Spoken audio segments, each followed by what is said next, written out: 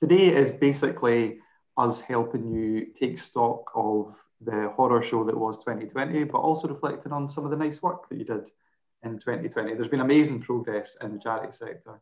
I think what we're really focused on today is helping you think about what works, how to keep momentum up, and really what your priorities need to be for 2021.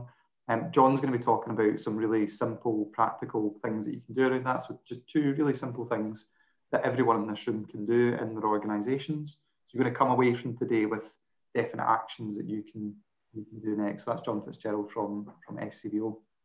We've also got Wayne Murray. Wayne is a charity strategy consultant. Wayne will talk a wee bit more about his work. Wayne has an amazing podcast. I only say that because I was a guest on it recently, called Charity Desert Island Discs. I'm sure he'll talk a wee bit about that, which is quite exciting. And then the final speaker we've got is Bobi Robson, who's a digital specialist working with charities across the UK. Bobi also has a very good podcast. I also say that because I was also on it recently.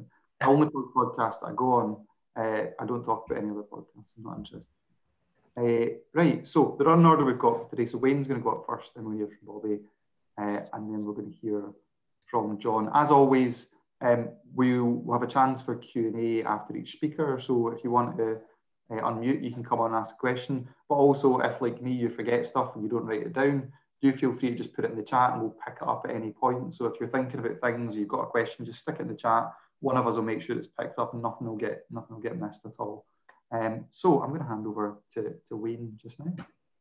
Great, thanks Ross, and thank you everyone for having me on. Yeah, for those of you that I don't know, which looking through who's here is quite a lot of you. I'm Wayne Murray. I've worked in the sector for over 20 years now, so since last century, and my focus has predominantly been on fundraising, brand and communications. I've spent half my career charity side and half agency side. So charity side, I've been head of individual giving at Amnesty International, been director of fundraising and brand at Refugee Action, and I've also been director of fundraising and communications at Prisoners Abroad, which is universally regarded as one of the trickiest charities in the UK to raise money for. And I suppose if there's a golden thread that goes through all of those jobs, it's about kind of people power and step change and transformation. And for the last 3 years, I've been agency side again as a strategy director for an agency called Audience, and made the great decision during a global pandemic to set up on my own. So since November, I've been founder of an organisation called Humanity Squared, which focuses once again on transformation and the power of kind of collective humanity. And as Ross said, I fart around with a silly podcast called Charity Island Discs, where we're just trying to get underneath the kind of LinkedIn profiles of people in the sector and connect to humanity. And I think that connection to humanity is going to be a thread throughout the sort of next 10 minutes when I reflect on sort of digital and kind of what's happened over the last year. So when I was asked to do this, I reflected back on kind of my personal journey throughout COVID and lockdown, and in terms of the big kind of themes and the positivity that I'm taking from it, obviously there's lots of negatives as well. It's about how digital has really enabled deeper human connection across the sector and across society. And I know there's massive caveats around that in terms of digital exclusion and Zoom fatigue and all that sort of stuff, but just in the broadest possible sense, just what I want to touch on is kind of how digital has enabled us within not just our teams and not just within our organizations, but cross-sector to kind of connect and build relationships in a very different way. And then finally, the thing that I'm going to touch on is kind of how this new approach and this new kind of human-centered connections that we're starting to establish could really input into our approach to strategy going forward.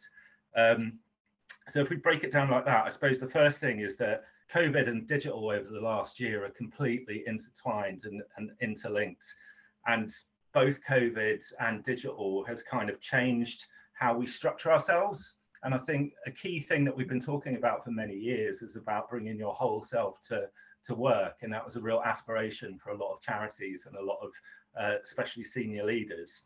And I think necessity and COVID has kind of really driven that. And I don't know about you, but in terms of our working relationships during COVID, individuality has crept in a lot more. And if I use an example about kind of the last agency that I was working for when COVID struck, is that, you know, we suddenly were not defined by our job title. You know, we were a group of people all facing very different scenarios. So within our team, we have the classic examples of, you know, people with toddlers, people who are working off of their bed, you know, all of these aspects of individuality crept in terms of how we manage workflow. So it became a lot less about who had the most appropriate job title. It became much more about, okay, we're a loose community of people. There's this work that we need to do. People can only do certain aspects at certain times. Let's lean in and get the job done. And I think for a lot of organizations, that's a very different way of managing workflow than it was historically. And I think the sort of light bulb moment for me was that it made me realize that we became a much less hierarchical community of people. And that manifested itself in many ways. And what I was seeing a lot of was that senior leadership teams, for example, were kind of sectioned off in one room talking about, you know, big organizational things like furlough and service design and kind of what we can actually do and what we can't do during the pandemic. And it was left to a lot of sort of middle managers to actually drive a lot of fundraising and communication during the pandemic. So SLT kind of had to get out of the way and enable people to get the job done. And I think that kind of really got me excited. And in fact, Bobi and I were talking about this on her podcast as well. And it got me thinking about this idea that I've been forming in my head about humans, not hierarchy, and how human-based decision-making and human-focused teams can produce much better results than these traditional hierarchical structures. And, you know, horizontal working is kind of the way forward for a lot of us, and especially within digital. And I think what I certainly found is that we learned a lot more about each other during COVID in terms of our working relationships. You know, as I said, we weren't defined by our job titles. We got a little insight into people's real lives, their real families, their real homes. And I think it made us better, it made us stronger, and it made us more human. And I think, you know, individual humanity is always really inspiring, but collective humanity is a really powerful tool for change. And that was a real insight that I took out of this. But also outside of our own organizations, what I was noticing and was really inspired about was that people were reaching out cross-sector a lot more than they were. And I think part of that is this issue of caged humanity. You know, we're social animals. We're not designed to be in this sort of pandemic situation. So, you know, our natural instinct is to reach out and to connect as humans rather than as colleagues or whatever. And also there's no blueprint for how to get through a pandemic. So there's no off-the-shelf package that we take when things like this happen and roll out across the sector. So we were all having to communicate and to reach out in very different ways. And I don't know if you noticed as well, but things like Twitter got a lot kinder during the start of lockdown. And I think that was an output of how we were all feeling. You know, like I was actually going on to Twitter with the prerequisite of I'm going to be kind to someone today. Do you know what I mean? Which is not the way that I'd approach social media at all. And it made me realize that we can actually join up the sector in a very different way, and in different ways than we have done historically. And in terms of my own personal journey, some of you may know that I took the ridiculous decision to reach out quite a bit across the sector. And it started that I had an idea that I felt my bubble was getting smaller. So I made a commitment to myself to reach out to a stranger every week and just connect and just to talk with no agenda and no fixed idea of what those conversations were going to be about. And it helped me so much in terms of my well-being and what I was going through, that I kind of amplified that and did it more and more and more, to the point that at this point in time, I've done over 350 conversations with people that I don't know at all, but it's been massively helpful for me. And I think that way in which the sector can now interact and connect is really going to shape everything going forward. You know, if you think our sector has kind of historically been geared and built around, key conferences that people go to and key points of connection throughout the year. And now that's kind of out the window. And not only are conferences changing, if you look at things like what you guys are doing or what Fundraising Everywhere are doing, you know, where it's much more democratic ways of people connecting, but we can also connect in different ways as well. We can create the structures and the connections that we need. And I think moving on to my sort of final point around that is that I think we can transform our approach to strategy going forward as well. I think the key thing that hopefully you will all agree with is that digital is no longer considered by anyone as a bolt-on. You know, the argument for digital has been won. You know, that we've won that now, and we need to move forward. And I think that kind of agile approach that we need now towards strategy has never really been center stage before. Like, if you roll back a year, 70% of my work was writing 3-year strategies for organizations, and those strategies were quite fixed. You know, it's like strategy was built out of Meccano, and I think now our approach needs to be that strategy needs to be built out of clay. It needs to be something that we can shape and we can morph and we can change as the world changes. You know, the idea for me now to write a 3-year strategy seems ridiculous. It seems impossible. You know, that's not the landscape that we operate in. And we need to be much more sort of fluid and adaptable. And digital really enables us to do that. And I think a key thing that I've been saying to a lot of charities now is that what they seem to be doing is moving from one fixed hierarchical structure in terms of their organizational design to another fixed hierarchical structure that may be a bit smaller. And I think success for charities going forward is going to be dictated by those organizations that can very quickly unpick the decisions that they're making now in 6 months' time, because they're probably going to be wrong. So I think that's the sort of mindset that we need to have. And then the final thing around strategy for me is that strategy has historically been about kind of budgets and products and activity. And I think we need to flip that on its head, in that the key foundations of strategy going forward are going to be about people and culture. And people and culture will drive transformation within the sector.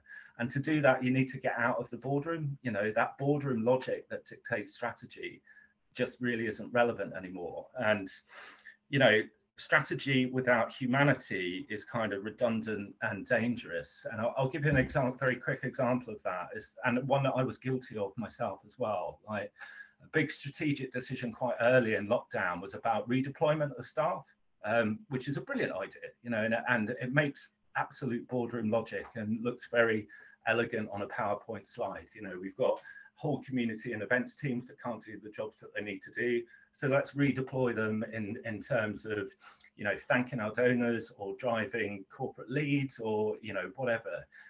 Makes a huge amount of sort of logical sense, but the human consequence of that, and what I've been finding out, is that you get whole swathes of people who are in jobs that they're not qualified to do, that they're not happy to do. They may be happy that they've still got a job, but they feel undermined and undervalued.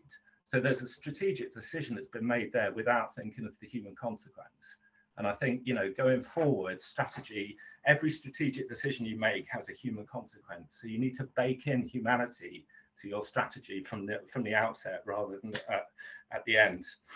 And, you know, finally, to sort of sum up, I think digital, who'd have thought that digital has absolutely enhanced human connection, and it's human connection that will transform the sector.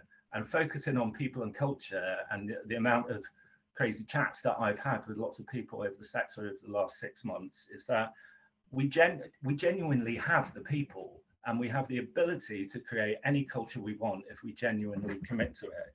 And it's not a time now for gurus. It's not time for one person to say, this is the way forward, this is how we do it. We are all willing participants for change, and if we connect and if we coordinate and if we mobilize in the right way, we will transform the sector.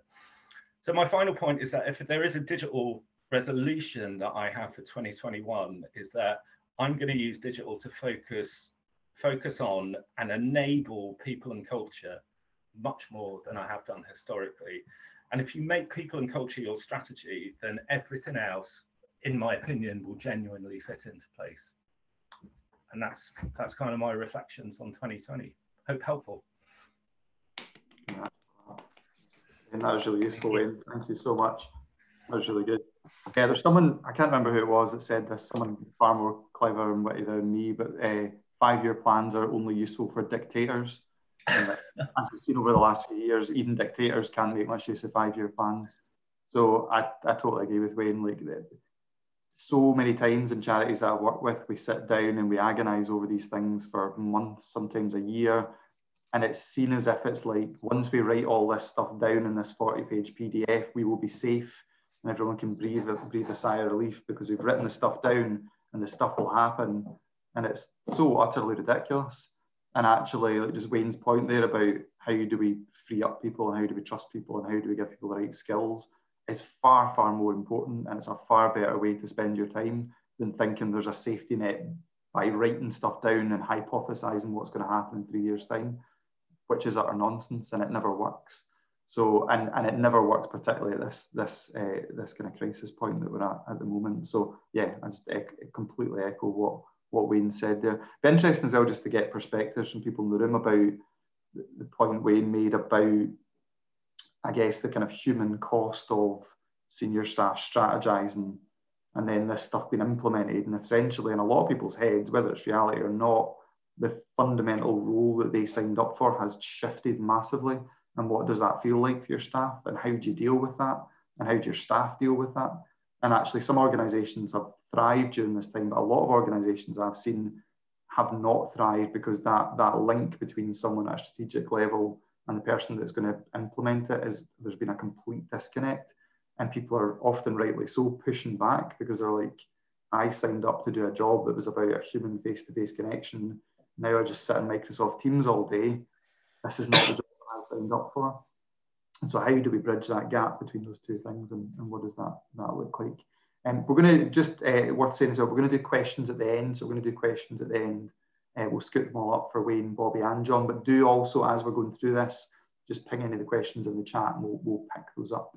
So I'm going to hand over to Bobi Robson now. Bobby has removed the ticking clock of time that was bothering Maddie so much. I think that was like more an existential thing that was bothering Maddie more so than the actual ticking of the clock.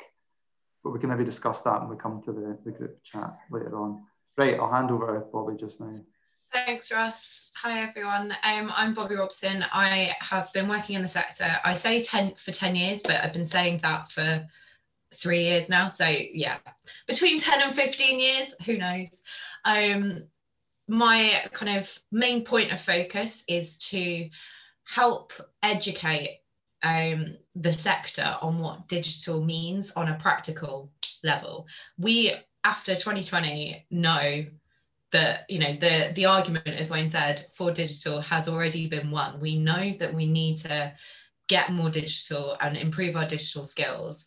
And I travel through this office virtually into lots of different organizations and kind of help them work out what problems they need to solve, help them build solutions, manage the delivery of those solutions. And at every stage, I try and kind of take that opportunity to educate. And so today I want to share one of the analogy type reflection activities that I do on quite on a regular basis.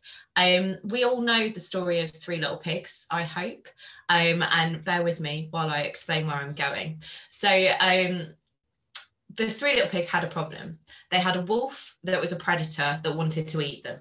They needed to create some kind of shelter. Their first iteration, as we would say in digital speak, their first attempt was the House of Straw. They learned a lot when the House of Straw fell down, and then they went and built their House of Sticks. After that, although it was slightly more robust, the wolf still managed to get in. So then in the end, they built their House of Bricks. Now, each project that you do, no matter whether it's a website redesign or working out how to deliver face-to-face activity through Teams or any other means, has their House of Sticks, their House of Straw, and their House of Bricks. So I know that you guys don't like the idea of kind of sharing screen. So I'm just going to talk you through a little moment that I've got. And I've shared a link with you in the chat. But I like quite practical things. So I am a trustee of a charity called To Make It, and we're a creative rehabilitation charity. We work in prisons, and obviously at the start of the pandemic, we couldn't access prisons at the time. So I've been working with their chief exec to help them kind of work out what they can do project-wise to change this and to continue to offer the support that they do. So the first project that they did was something called Songbird, which is they went and approached all the prisons that they would usually be using, working with doing choirs or maybe doing kind of one-to-one activities to help the people who are in prisons on their rehabilitation journey. They've now delivered in a few prisons, and this exercise has really helped them work out their next strategy. So they've had some really great feedback from the prisons that could deliver and had the staff and also had the energy to be able to keep to put this information through the cell. So I've got their chief exec to write down a list of their house of bricks, like was it that they had a really good relationship, that human connection with the people in that prison? Was it that those people in that prison had better support from their senior leadership? Was it that they just understood a bit more what was trying to be done? And he wrote a list of all of that kind of stuff. And then we looked at the stuff that almost worked, which would be in this instance the House of Sticks. And that included things like almost getting to a point, sending information to the prison, sending the packs to the prison, but it's not quite getting the packs into the cells for those people to start their songwriting project. And at that point, we then looked into why these things happened. And then we looked at the stuff that really didn't work. So the House of Straw, the moments where you just got no from the prisons, or the project just couldn't move forward. So from this, we've now got a list of things that worked really, really well, things that worked really, really badly and just didn't work at all. And now we can look at, in a strategic way, and question why each of those is the case, and then plan for the next steps. So from this, the 2021 plan is to go, okay, so the biggest problem is prisons are overworked. So let's look at what we can do outside of the prison. So those prisoners and people that we want to support that are in the community as well, because they're going to be having a really tough time too. And 99% of the time they won't have access to digital tools, for whether they are legally allowed them, but also because they can't afford them. So I've shared a link and I will share it with the organisers after. And I invite you to just take some time with your team to think about one thing, or maybe lots of things, that you did last year, and try and review it in that way. It's really important, after we've spent a prolonged period of time in crisis where we're blinkered by trying to continually solve problems, to just take a moment to reflect and to use those lessons and learn from the things that didn't work so well, those things that you might feel failed and you might feel really hurt by that failure. There are always going to be lessons to be learned from all of these.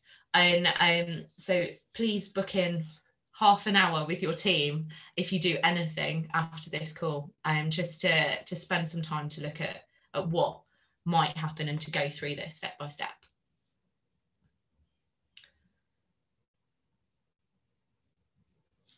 And that's all. Thanks, Bobby. That was really useful. I was like mid type form there. I shouldn't be. Sorry. That's all right. I was trying to do the type form and listen at the same time. I'm not capable of such things. No, the link is in the chat. It's really useful. Sorry, Bobby. I was going to talk people through it, and then I was like, I can't type and talk people through it, so I'm just gonna.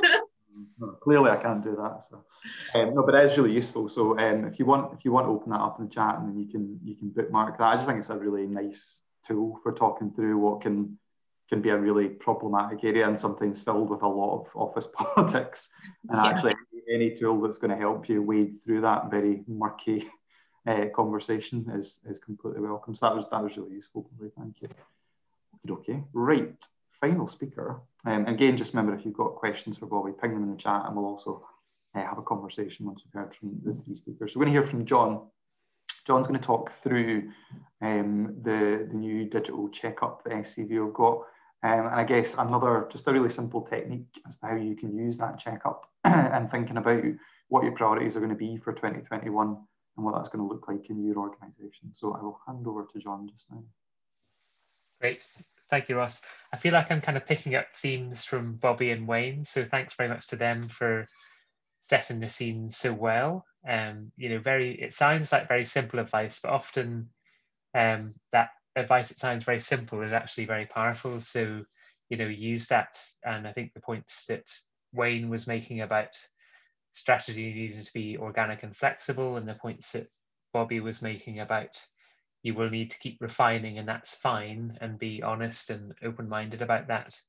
The main tool that I'm going to talk about today is our digital checkup. Now, it's not actually new yet, so we've run it for a couple of years, and we're about to do a refresh of the content because people have been getting so good at digital recently that we've needed to make it a more demanding checkup. That's not available yet in its new form, but I'm going to send a link to the kind of existing checkup that you can look at. And what this is really is a tool where you can look right across the piece of your digital work and see where are you strong and where are you weak. I'm going to very quickly show a screen which is a results screen, just because I think this is quite a helpful thing to illustrate what you get at the end. So you'll see there, you get this kind of graph, and it shows you across 4 different areas and an overall score. Where are you strong and where are you weak relative to other organizations of a similar size? So it's a very powerful tool, but the interesting thing you can do, which I'm going to highlight down here, is you can share it with your colleagues.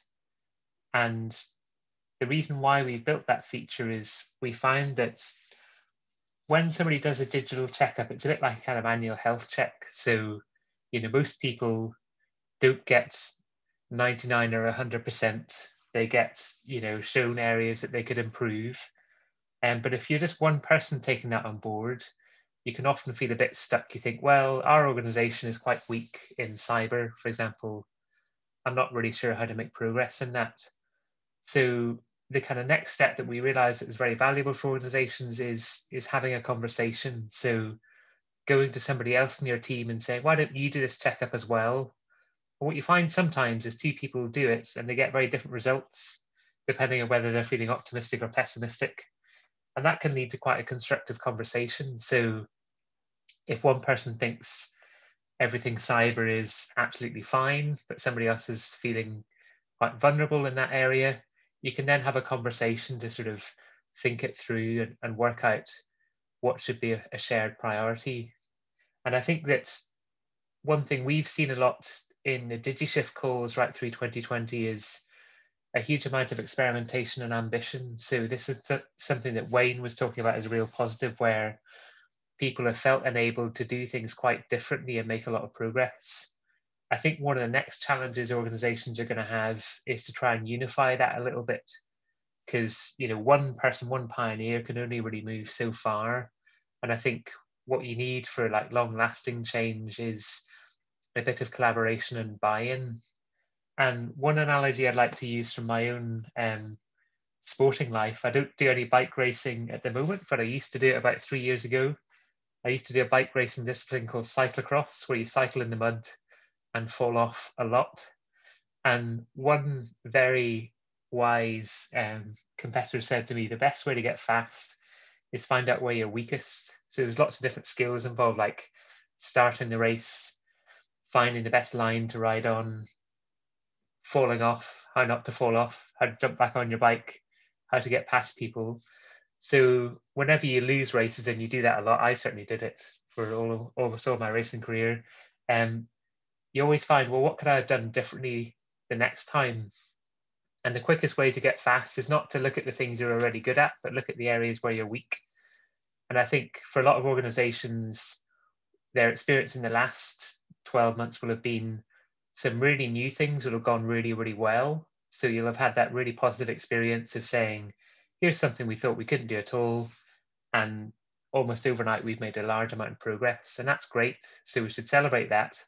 But there'll also be other bits of your work where you've still got challenges or weaknesses.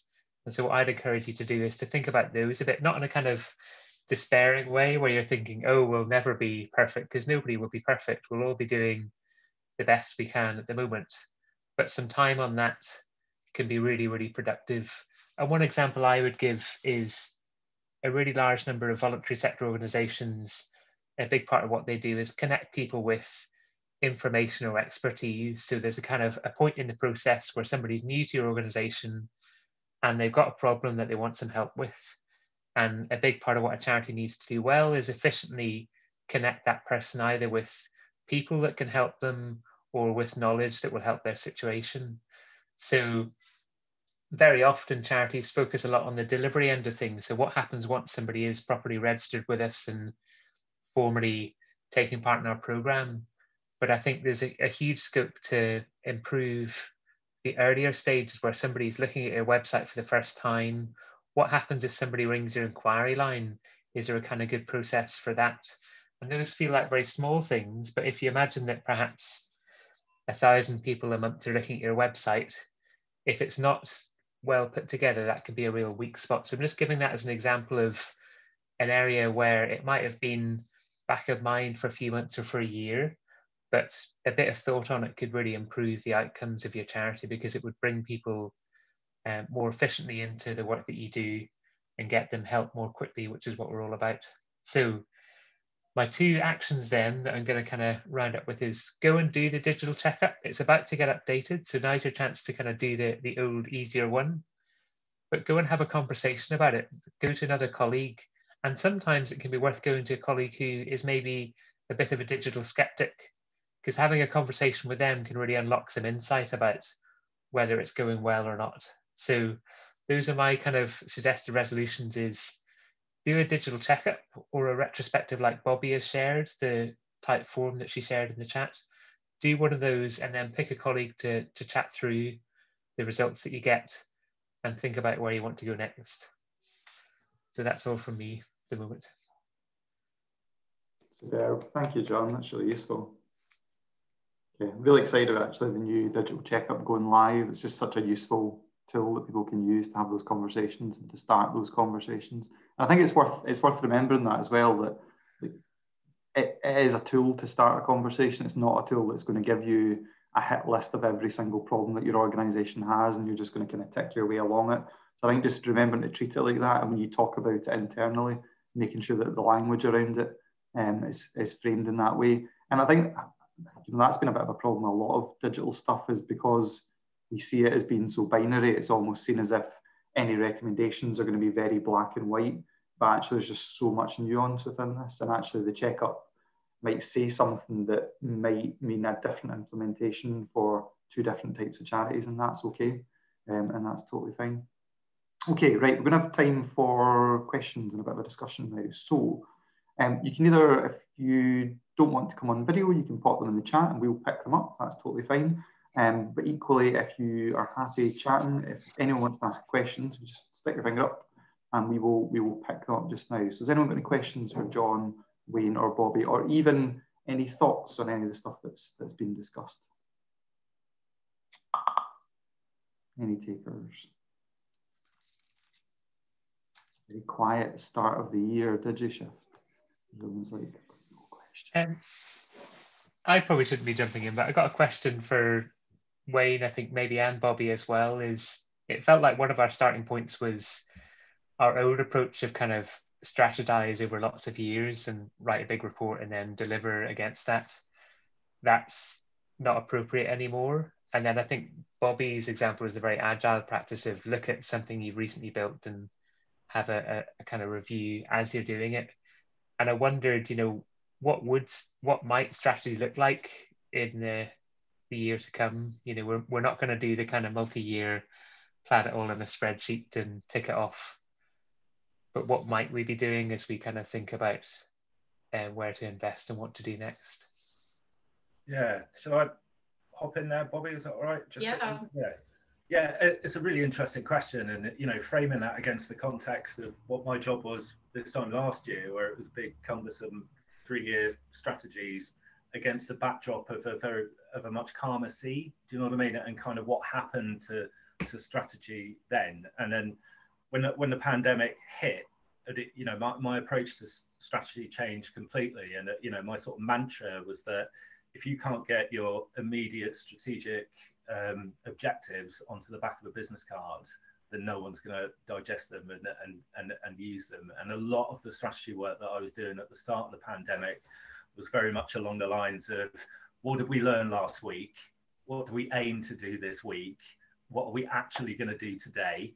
And then kind of building your insight and your intelligence as you come out of that. And I think if you look at the phases of the pandemic, you know, the first phase was kind of, it was a bit of a maelstrom, and it was chaos. And if you did anything, it was about getting your emergency activity out and rejigging what services you could actually offer in this current context. And then I think we're in a period now where, whilst the dust hasn't settled, I think a lot of people are thinking about, okay, well, what does this sort of bridging strategy look like? What does the next year look like, or you know, 6 to 9 months or to a year? And I think a lot of it is about stripping out everything that's non-essential, really focusing on optimizing things that are working and looking for what the opportunities are going forward, and building in, you know, a capacity to be reactive, which I think charities have been quite bad at in the past. You know, everything's proactive and everything's mapped out. And I think having a 50-50 balance in terms of capacity for planned activity, but also reactive activity as the world changes, is the way forward. So the ultimate aim of strategy historically was about, here is the answer, and you know, this is the vision that we're aiming to get to. I think the role of strategy now is kind of, how do we build the people and culture and mechanics to be able to ride out this period that we're in now, and the activities are kind of secondary to that. So it's a bit of a long-winded answer, but hopefully there's some nuggets in there that are helpful. Bobby, anything you want to add to that? Yeah, I was thinking to add to kind of more of on the budget side of things. One thing that I'm seeing quite a lot is the negative side of potentially to working in an agile way without properly understanding what that is on a budget level. So right now I'm working for a very, very large organisation to help them organise their digital products. And I'd say 80% of them are MVPs and have been produced to get it done quick level. And there hasn't historically been that budget to enable that improvement to happen. And I'm constantly referring back to the track and trace disaster, where a spreadsheet wasn't changed. And that was there because of tech debt, and what we call tech debt, which is essentially someone forgetting that something is hanging off the back of a spreadsheet and not having the budgets in place. So I think that if we are to move to a more iterative and flexible way of working, I hate to encourage people to use agile without a full understanding of what that means, because it's a big project management way of working. So I would encourage to be more flexible rather than to look to say to your board that you're going to work in agile ways. But what that does demand is a budget line for improvement, and that needs to be quite a substantial line to enable for that flexibility. So when you're trying and testing things, you need to be able to, if they work, get the development to make them more robust done so that they can be business as usual products, but also have that kind of way of working where you're building things and testing them so that if they don't work, you're not spending huge amounts of money developing something to a robust level that isn't necessary. And that's the balance that I think is the most difficult to get across, and especially when you're kind of budget is set potentially by a board that has absolutely no understanding of the way in which we work in a digital way. Yep. Yeah, and which goes back to the thing which we've kind of hammered on about a lot in these calls, but just needing someone at board level who's going to help steer this and drive this stuff, and it's just really important. And for me, that needs to be, if you don't have that person at the moment, that needs to be one of your New Year's resolutions: is how do we find that person? How do we get them on board? What's the role going to be? How do they influence other board members, and what's that going to look like in practical terms? Just a quick thing, just to pick up on Wayne's point as well. I guess that I think Wayne said on the back of a business card, and I think that's really useful. One of the things that Maddie and I use in the SCVO Senior Leaders Programme is trying to get people to create really simple digital mission statements, we call them, and literally, anything from a sentence to a paragraph where you can explain the direction of travel and why people are suddenly seeing an investment in a thing that they maybe don't understand at this stage, or why they're seeing a change to a job description, or why they're going to a training course next Monday. But they know, because they can read a single sentence or a couple of lines, they know what that direction of travel is. And sometimes it can be really specific. So there's a charity we've got at the moment in the cohort who are a residential, children's residential school that's a charity. And their big thing is about making better use of data as an organisation, but also getting children involved in that process much more meaningfully. And so I can't remember the exact mission statement, but it's something about bringing joy to capturing children's information and getting them involved in the process as much as possible. And there's a few other lines in it, but everyone knows what we don't just do is write down some notes in a spreadsheet for the sake of it, and maybe in 2 years' time, if we get audited, someone will have a look at it. But actually, how do we bring meaning to that process, and how do we use that at all levels in the organisation? And once you can articulate that, you don't need a 40-page strategy, because everyone knows what they're doing, and then you can start to break that down as constituent parts. It's much, much more effective. None of your staff will ever read that 40-page PDF that you send to everyone or you put up in Teams. So actually, I think that point from Wayne, coupled with Bobi's really practical kind of sharing there, really, really useful for everyone in the room. Right, okay. Anyone actually thought of a question yet? Or is it just me, John, and Maddie and Siobhan that are going to ask all the questions? While people are thinking and typing... Not a question, John. I'm going to interrupt you. This is more of a comment than a question. Okay, right. I was thinking, I really like Bobi's point about that sort of balance of when do you decide to invest, when do you decide to back off? And like one analogy to use would be, if you're thinking of your wolf, how strong does the wolf need to blow? And I think one sort of idea I use in the tech sector now and then is the idea of kind of monthly active users. So all these kind of platforms, the thing that they get sort of measured on or sort of valued on is how many people are using the service. And I think that could be a good thing for charities to keep in mind is, how many people are doing each activity, how many of those are new, how many of those are people that have been with us, but then also seeing, has it been a good experience for them or not? And I think if you're seeing a new activity or service that's working for a lot of people a lot of the time, then that feels like something you should be backing and scaling and investing in. Or if something seems to be ebbing a bit and less people are involved, you should avoid just saying, oh, well, we've had this service going for ages, we should just keep it going, come what may. You should be quite willing to say, right, that doesn't look like it's meeting people's needs. Let's step back and think about why that might be. Yeah, I think that's a really good point, John. Be interesting as well, actually, if anyone, and this is like John, Wayne, Bobi, Maddie, Siobhan, anyone else in the room, if anyone's got any interesting kind of articles or blog posts or tools that they want to share, do please ping them in the chat, because it's quite useful for people thinking, well, we've got to this point, so like Bobi's type form's a really good example of that, but what do we do next? Is there any frameworks? What does that look like? So if you've got anything like that, then do put it in the chat. I think people find that useful. Right, a couple of things. We're going to bring Janie in now. Louise has asked a question that maybe John can pick up in the chat and everyone will see the answer. So Janie, do you want to jump in? Well, it wasn't really a question. I've just found this really interesting. I really enjoyed Wayne's chat, particularly about the human connection with our members. I work for a charity called Dates and Mates, and our job is to encourage our members, adults with learning disabilities, to develop relationships, make friends, to help with their isolation issues. And obviously with this whole lockdown, isolation has become more of a an issue with our members, Dates and Mates members. But I have found, as Wayne was saying, although we've shifted to this new digital way of working, our connection with our members has increased massively over the last year. The ones that can access our online activities have been able to you get to know them so much better. They get to know each other so much better.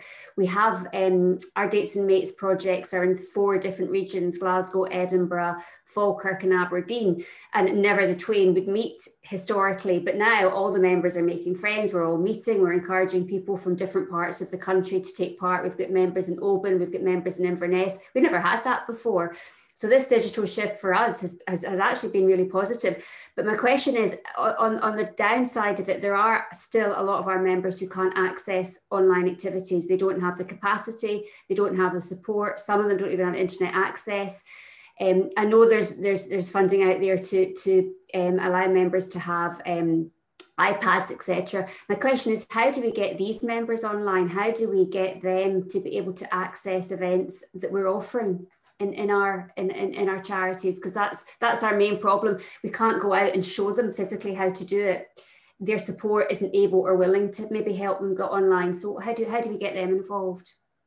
Yeah, that's a really good question. I mean, that's, you know, a lot of organisations have maybe made headway into tackling that. I'm sure like Dates and Mates have as well, but that's still, for, you know, most organisations, that's still a massive issue going into 2021, is how do we tackle digital exclusion, and what does that look like for our members? And that goes across the board, not just about we're going to give them a device and some data and maybe some basic skills, but changing the ways we work. Like, if anyone saw my recent rant on Twitter about printing out worksheets from schools, it's like, you know, I think there's like 7 laptops in my house, right? 7 laptops does not solve the problem of printing out a worksheet. Like, I could have as many laptops and the biggest broadband bandwidth in the world. It doesn't change the fact that someone's given me a worksheet that only works if it's printed out. So we need to think much more beyond, I guess, the kind of basics of digital inclusion, and actually think about changing the ways that we work and we present information and we connect to people. I don't know, John, Wayne, Bobby, or Maddie or Siobhan as well, any thoughts on that? Siobhan might be about to jump in. She might be about to give the example of weekday Y factor. So I'll let her do that in case that's what she's about to do. No, you're going to, well, why don't I give weekday Y factor as a quick example, because I think it's a really nice one, and then Siobhan will say something even more interesting than that. So I think if we assume that there is some technology there, a really good example of this kind of bootstrapping approach is weekday Y factor. So the problem they had is what they wanted to get going was a kind of a video class or video activity, but that was a really new departure for a lot of the older people they work with. So they started off with WhatsApp because they worked out that was a technology that people were using. It didn't have all the features they wanted, but it was a way for people to dip their toe in the water and say, we could be online, even if it's not a perfect experience. And then once they got that going, they then moved people on to, I think it was Zoom, a more fully featured video platform. What was really interesting was that they knew that WhatsApp video probably wasn't going to work, but it allowed them to kind of start something and move on from there. And it was a really effective way of working. So, you know, if you ask the kind of the big scary question of, can you join our Zoom meeting next week? Most people will probably say no way, because it, you know, they've not heard of it, or it's something that's a bit beyond them. But Joanne's and I linked to the blog so you can read it through in detail. But that's what I really like about that approach, was they kind of took a few steps back and said, let's do something quite basic that really meets people where they are, and then build, rather than trying to make people acquire 5 new skills at once, they took them one step at a time. So that's an example there. Thanks, John. Siobhan, did you want to come in? Yeah, I was just going to let everyone know that the Connecting Scotland programme is currently open for applications. So that in itself gets people devices, but more importantly, it gives them tech support. There's a digital champion associated with each organisation that applies for funding through that, and the digital champions can help your people. So I'll pop a link to the information on that. The current closing date for applications is the 18th of January, so you need to get your skates on if you want to apply for that. And it's currently open to organisations working with older people or disabled people, families with children, or care leavers up to the age of, I think it's 25 or 28. So there's quite a big range of people who can be supported. And there's also a side fund currently open for care homes to be able to apply for iPads and internet connectivity. I'm not entirely sure if that comes with Digital Champion support. And also Leonard Cheshire offer support to people with disabilities, and AbilityNet also do the same. So there is help out there for you if you need that sort of level of support for your service users. Brilliant, thanks Siobhan. I've put a link in the chat, but then realised it's not a link, so you can copy and paste it. But it's just connecting.scot. Obviously, I mean, it goes without saying, Connecting Scotland applies if you're based in Scotland. If anyone has any information on equivalent schemes in England, Wales or Northern Ireland, do feel free to put them in the chat box. That'd be really useful. I'm going to pick up just the next question that actually came in. I think it's a really, really good question from Una just now. Una, I don't know if you want to unmute and you can ask it, or I'm happy doing it on your behalf.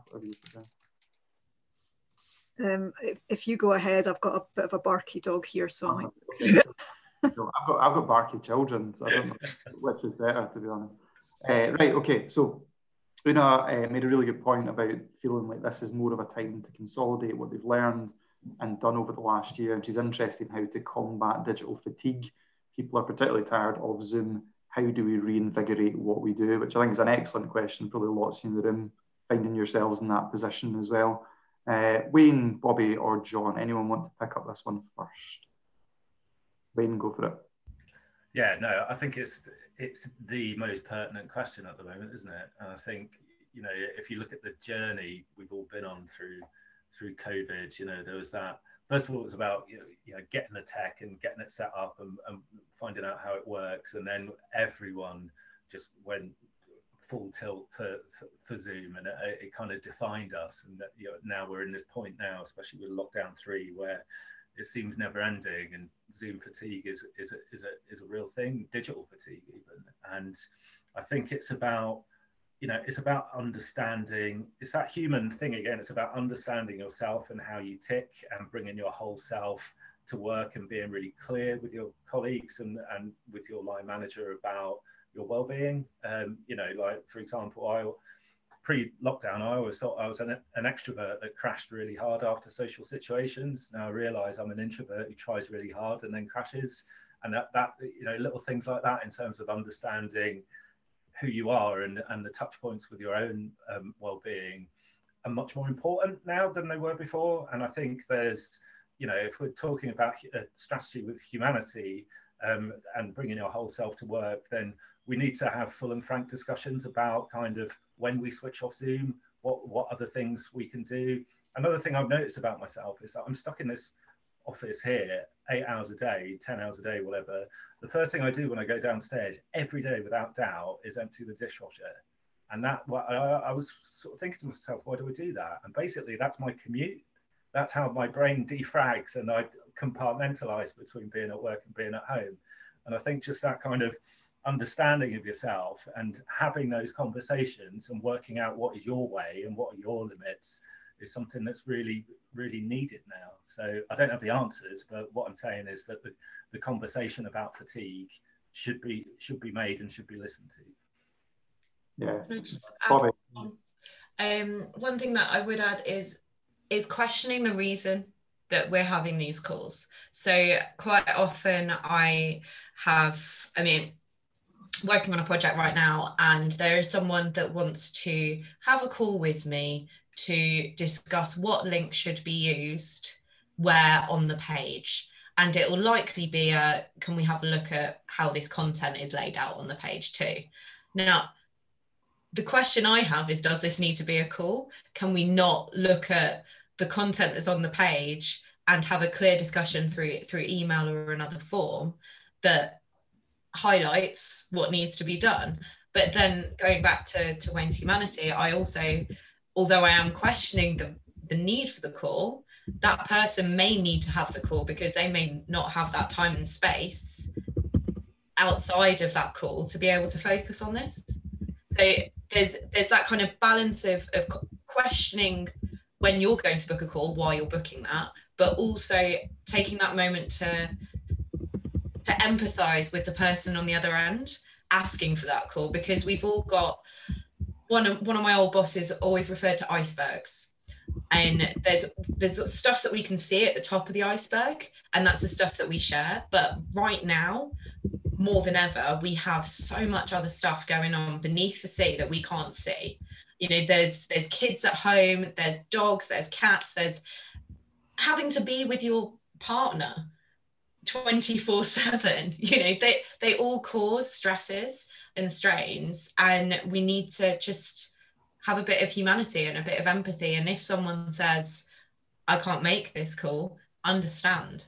And if someone asks for the call and you're not sure it's necessary, understand that there may be a reason that they don't want to share for that call. Yeah, I think that's such an important point. And actually, we've spoken about this quite a lot, is taking the time just now to take stock of how you communicate internally and externally, and starting to agree that more as a team. Because like everything that Bobi's discussed there, that like, none of that comes from design. It comes because you've just fumbled into these situations the same way we fumbled into just Zoom just being the default. And actually, arguably, you know, we all said prior to this period that meetings were often a waste of time and often pointless. And now all we do is we have even more of those same meetings, but now they just happen on Zoom, and we somehow justified it because it happens on a digital platform, not in a room with a bunch of chairs and some free biscuits. So we just need to keep that in mind, and thinking about where is asynchronous working more appropriate than having a Zoom call. But equally, and I think like Diane's point there about she's saying one call can often circumvent 10 emails. But again, that always goes back to like, what are you trying to actually achieve? And so many people basically trying to manage really complex projects, but doing it on email threads. And that's literally the only tool they have in their arsenal. But now the only tool they have in their arsenal is Zoom calls. And it's really about thinking what's going to work for you as a team, but what's the thing that's going to help you get the job done. So I think, like, yeah, everything Bobby said, they're really, really useful. Wayne's point there from Simon Blake, a brilliant tip about email fatigue, setting up a different inbox for any email he's CC'd into. His take is that's not for me. I love the ruthlessness of that. That is pretty amazing. But again, this also comes back to culture and actually people feeling confident enough to challenge, to say, what's the thing we want to achieve? Do we need this call? Actually, this might be better. If we go back to the thing we agreed as a team, this might be better about us collaborating on a Google Doc, or this might be better as a Trello board. But actually having the confidence to do that comes from the right workplace culture. If your culture doesn't allow you to do that, you're never going to say to someone else, particularly someone who's senior to you, that actually I don't want to go into the 17th call of the day because I feel drained and knackered. Could we pick that up in a chat on Slack? Sorry, John, were you going to come in with a point? Yeah, what I was thinking about was why organizations haven't thought hard about this before. Now, some have always thought about it and worked on it, but I think one reason is if you're in a shared office, you are sharing a space, so you see people's body language. So you see if somebody's head down, working away, it's probably not a good time to interrupt them, or you see if somebody is ready for a quick chat and that kind of thing. And one example I would have going back a few years, it's not at SCVO, but another organization I worked at, is people would send very cryptic emails and then pop their head over the top of the screen to say, well, that email I just sent you, I'm going to explain it now for you. And because we were sharing a space, you could have that luxury because you go, well, I don't need to spend 10 minutes thinking about exactly how to frame this query. I'll kind of send something kind of incomprehensible and then pop my head up and say, see that email I just sent you now. If you're in the same space, that's probably okay because it's quick and it kind of works, particularly if you're maybe used to taking that kind of conversation. But if you're working as a distributed team, that's a very inefficient way of working because it's that bit of kind of taking some time as a sender to say, what do I need this person to do? What do I need them to know? And it can feel like hard work, but if it means that they can pick the ball up and run with it, it's really, really valuable because it keeps them rolling on ahead. So it's a challenge. And I think that's the thing is, like, Ross said, we all fell into Zoom, there wasn't like a big memo that everybody got in February that said, by the way, in about 4 weeks' time, you're going to be working this radically different way, plan accordingly. It was a very, very rapid process. And loads of organizations just had to go with it and run with it. But now probably is a time where we can say, like with Bobi's tool, to go back and say, not just the services we've built, but also the way we're working as a team, what's working well. And I think a good hook to do that right now is the fact that, you know, we're in the middle of yet more restrictions, so that's impacting on people's lives. It's a very legitimate question to ask, you know, what would help you work well? What's kind of causing friction for you right now, and what would be a good way to improve it? Yeah, I think that's a really good point, John. Yeah, so taking the time to take stock, I think, is really, really important. I'm just going to say as well, to Bex, happy new home. I just saw your balloons in the background. Congratulations. I hope your move went well. Sorry, it's really old. I just left it. You've been in there for like 5 years, and the balloon's just been up. Like a year and a half. But wow, that's yeah. The pandemic is fine. The time is nothing. It's all right. Cool. Brings brightness to every day. Cool. Okay. I don't feel bad about like having like some boxes of not packed that are in a loft now because we've got a giant balloon that says something that happened a year and a half ago. Dan's asked a really good question about how you get some creativity and exploration going on, and that would have happened around in the kitchen or something or whatever before. And something I've seen it can be quite effective is if you're posting a Slack thread, but asking some quite open questions and say, one thing I'm not sure about is this, because quite often if you do a sort of more closed, like we need to do this right now, there's not a lot of room for exploration there. But sometimes it'll be, you know, starting a thread and saying, have a think about this and let me know, but maybe set a bit of a time. So you say in a day or two, I'm going to take whatever people have posted on here and run with it. But that can be quite a nice way of sort of exploring a topic together, because it means that if people know that's open, they don't need to jump on it with their first thought within 5 minutes. They can maybe sit with it for a bit and come back a bit later on. And just having, you know, the right question to kind of get people thinking can be helpful. And I think that's something where digital is a great tool, because one thing that digital does well is allow you to share work in progress. So if you've got a document you're collaborating on, you don't need to wait until it's completely finished. You can start at quite an early stage and get ideas on the page as a team, rather than sort of sitting on it just all yourself for the whole process. One thing that I've started to do quite a lot is kind of just having impromptu Trello sessions. So with whoever, you know, maybe there's a question posed on Slack, and then you just say, you know, in 2 days' time, anyone else fancy getting on a 20-minute, and we'll do an idea session about it, and we all just sit down and build the cards up so that then they can be looked at and reviewed, and at a later date we can set in a more strategic time to come up with how we're going to actually move on those ideas. And that seems to have worked quite well, because it's quite a loose way of organizing, kind of similar to the Slack, but it means that people have that time booked in to think about it. So if they haven't thought before the call, they are kind of inspired by the people around in the room. But also the thread works really well as well, because it can kind of be a really good inspirer. Nice, that's a really good one. Any speakers or anyone else in the room want to talk about any collaboration tools or techniques that they find useful? Something that John set up quite early in our process. So we were quite a new team, so we were having a retro kind of meeting at the end of each week, and the very nature that it was on a Friday, we were all tired. We just wanted to kind of finish off the week. We were all moving really fast, so it was difficult to have a really kind of productive meeting. So John just set up like a lightning feedback on Slack, which literally we just had to input what brought us joy, so we'll keep that going. What we need to recycle, so it needed some refining, and what we wanted to throw away, so didn't work, didn't repeat. So that became a really kind of quick and easy tool for us all to stay up to date on how we all felt as new members of a new team who didn't really know each other very well. And it also encouraged some jumping off of that kind of new chats about new collaboration, new ways of working, new tools that we might want to look at.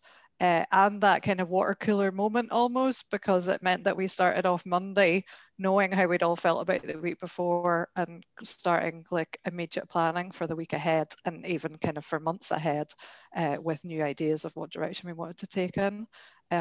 So that cut out a non-productive meeting and became a really quick tool that we could all fill in as and when it suited us. It's a really good example, actually. John, can maybe put a wee bit about kind of how that worked in the chat, because I think that was a really good tool. And the fact that actually that kind of automated nudge can be really useful for people as well, where you're not having to constantly go, because there's a thing we're meant to do every Thursday at this time. There's actually that being built into a channel that you're all using anyway. I think can be really powerful.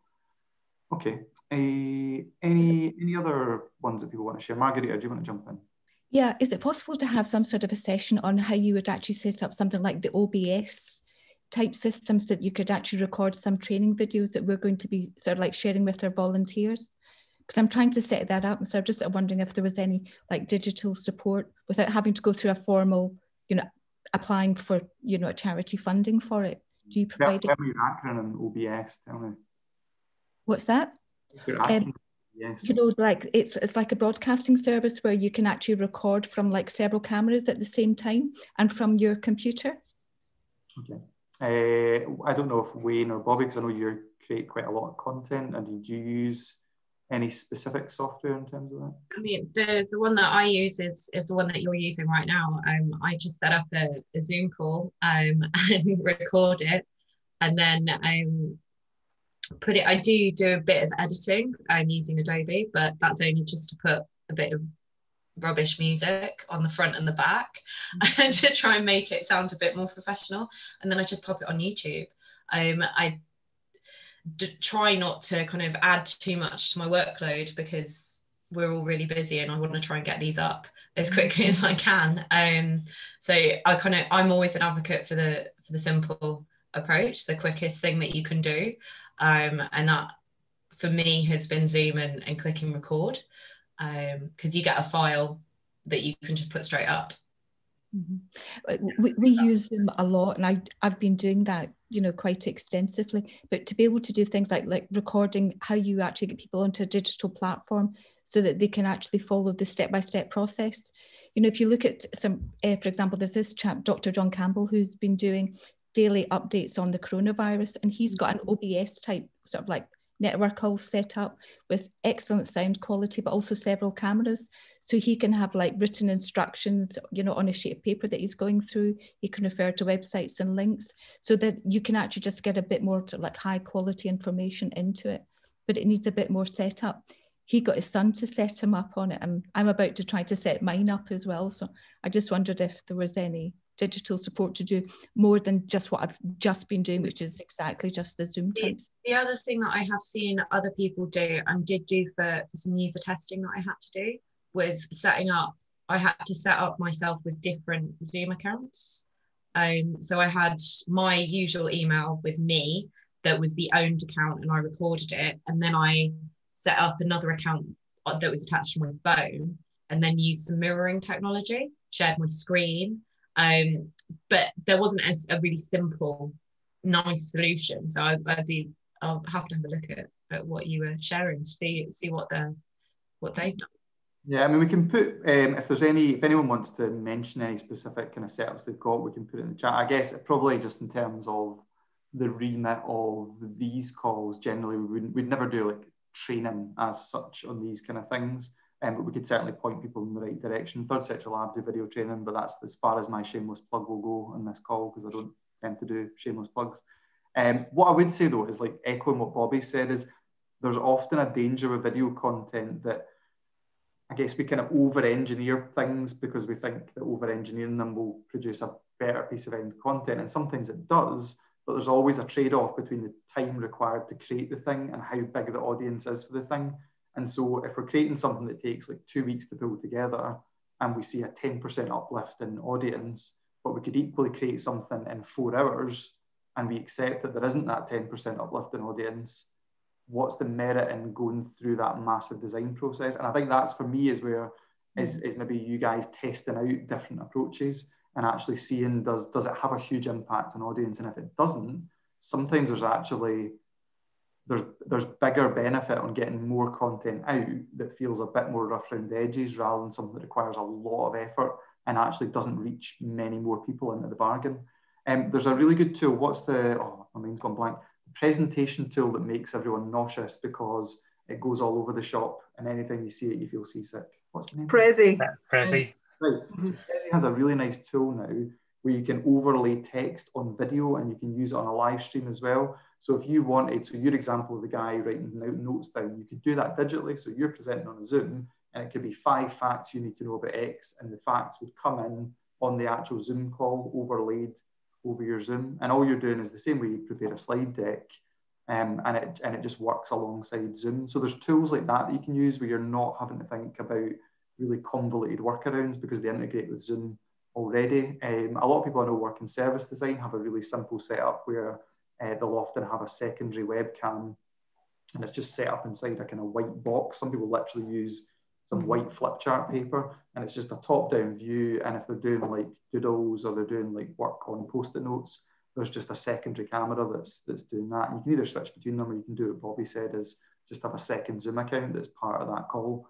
Yeah, I bought at the start of the pandemic, I bought essentially a selfie stick that attaches to my desk so I could film myself doodling and drawing and taking notes on things, just so I had that record of it's not been shared openly, it was just for me to have that,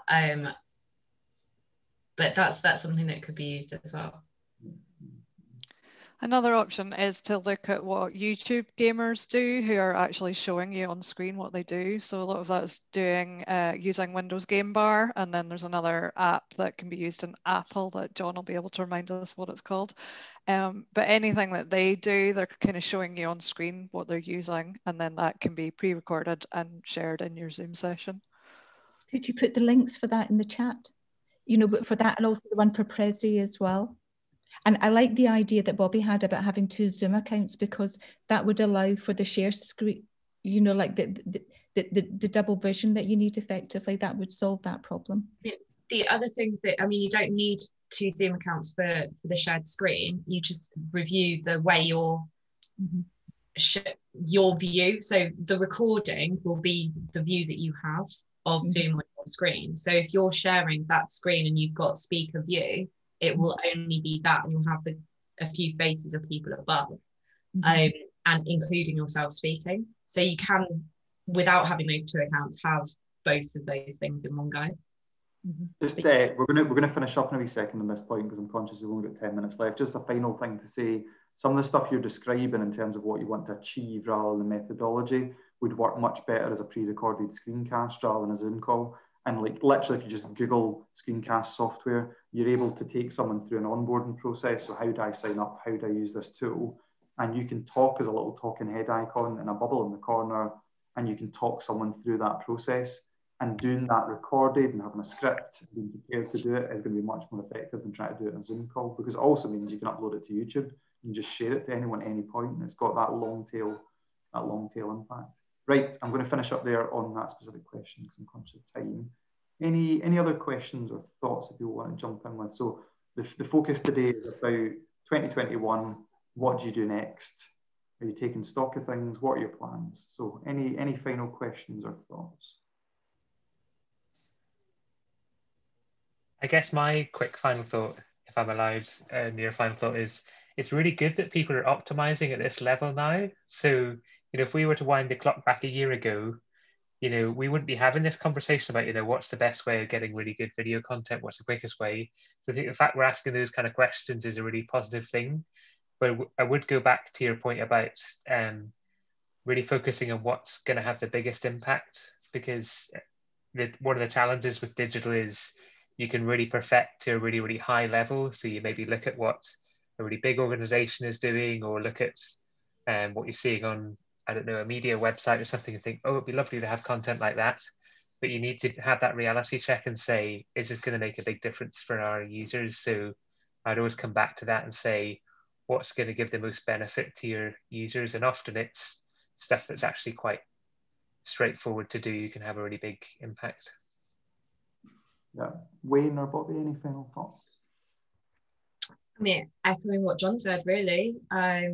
It's great that I was on a similar call this time last year about not a call, a meeting, about what we can do to improve digital adoption across the sector. And now I'm talking about optimizing what's already been done.